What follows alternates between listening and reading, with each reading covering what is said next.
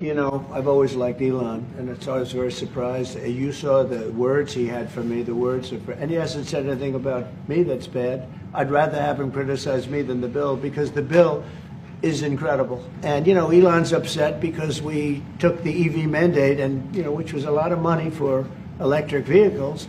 And, you know, they're having a hard time, the electric vehicles, and they want us to pay billions of dollars in subsidy. And, you know, Ellon knew this from the beginning. He knew it for a long time ago. Yeah, I can understand why he's upset. Remember, he was here for a long time. You saw a man who was very happy when he stood behind the Oval desk, and even with the black eye, I said, "Do you want a little makeup? We'll get you a little makeup." But he said, "No, I don't think so," which is interesting and very nice. He wants to be who he is, so you could make that statement too, I guess. Look, Ellon and I had a great relationship.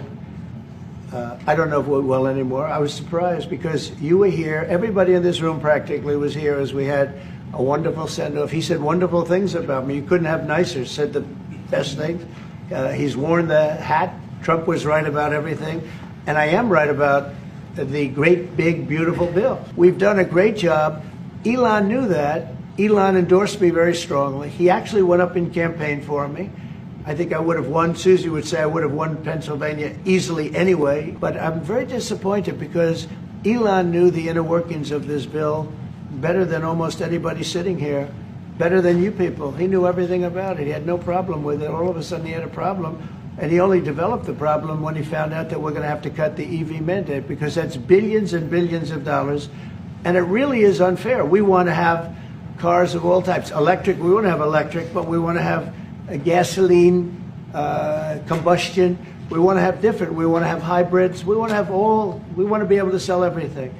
And when that was cut, and Congress wanted to cut it, he became a little bit different, and I can understand that. But he knew every aspect of this bill. He knew it better than almost anybody, and he never had a problem until right after he left. And if you saw the statements he made about me, which I'm sure you can get very easily, it's very fresh on tape.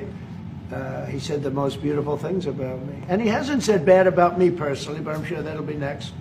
But I'm very disappointed in Ellon. I've helped Ellon a lot. Did he raise any of these concerns with you privately before he raised them publicly? And this is the guy you put in charge of cutting spending. Should people not take him seriously about spending now? Are you saying this is all sour grapes? No, he worked hard and he did a good job. And I'll be honest, I think he misses the place. I think he got out there and all of a sudden he wasn't in this beautiful Oval Office, and he's got nice offices too, but there's something about this one. And I'll tell you, he's not the first. People leave my administration and they love us. And then at some point they miss it so badly, and some of them embrace it and some of them actually become hostile.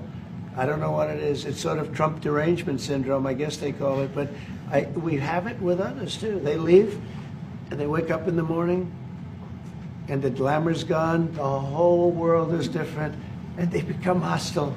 I don't know what it is. Someday you'll write a book about it, and you'll let us know.